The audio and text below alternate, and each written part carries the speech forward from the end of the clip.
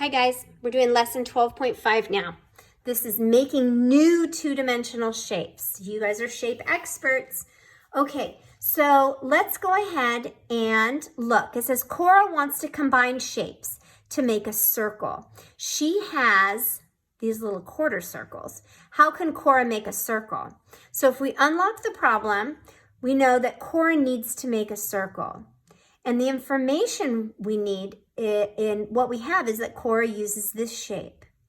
So use shapes combined to make a new shape. So she could take two of these and she would make a half circle, wouldn't she? So then she would have this new shape of a half circle and she would need two of these half circles to make a whole circle. So how many of these little ones did she use? She used 1, 2, 3, 4, or 2 halves. That's how she did it. She made a new shape, starting with this one and made a new one. Let's see what we can do. All right, so we are going to use squares to make a larger square. First step is we're going to combine shapes to make a new shape. So we're going to take 2 small squares and we're going to make a rectangle. Stacking them on top of each other, right? You could see the squares are in there. Now we're going to use our new shape, the rectangle, and we're going to put those together side by side. There's our 2 rectangles to make a big square. We did it. We started with a small square and we made a big square. Now let's use some triangles to make a rectangle. So first step, combine the shapes to make a new shape. So if I take 2 triangles together, I would make a square. Then I'm going to take my square, go ahead and put that square in there, and another square to make a rectangle. And you can see the 2 squares in my rectangle, and you can even see the 2 triangles in my rectangle, can't you? All right. It's fun to look and find the hidden shapes in our shapes. Okay, so now if we were going to use triangles to make a rectangle, we could do it again. So combine shapes to make a new shape. So in this case, we have some long triangles, and we put them together to make a rectangle. I want you to find your triangles in that rectangle. Do you see those triangles? Yeah, we do. See? There's one triangle, and then there is the other triangle.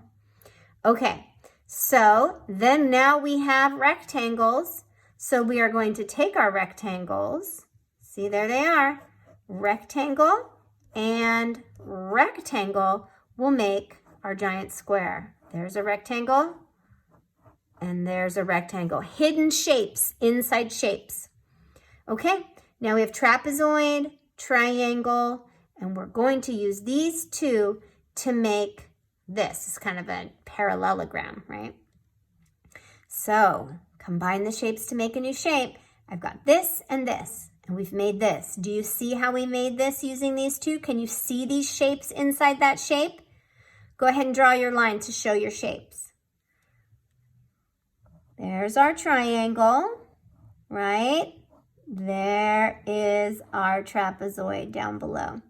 So now that I've taken the trapezoid in a little triangle to make a big triangle, I'm going to use that big triangle and another big triangle to make the trapezoid. Do you see it? Draw your line to show. Triangle, triangle. Excellent job. Okay, mid-chapter checkpoint. So what I want you to do for mid-chapter checkpoint is I want you to go through and do this page and then show it to a grown-up and have them check it and see which areas you might need a little extra help with. And then they can go back and help you with those areas. You can watch videos from those lessons if there's a certain lesson that's still kind of tricky for you. You can go back and review and rewatch those videos. Okay, but for today's workshop practice activities, you're going to continue to do more of what we've done. If this is a little confusing, you can work with a grown-up, or like I said, go back and rewind the videos and watch it again. They will help you. So go ahead and do both pages front and back. All right, I'll see you tomorrow for more math.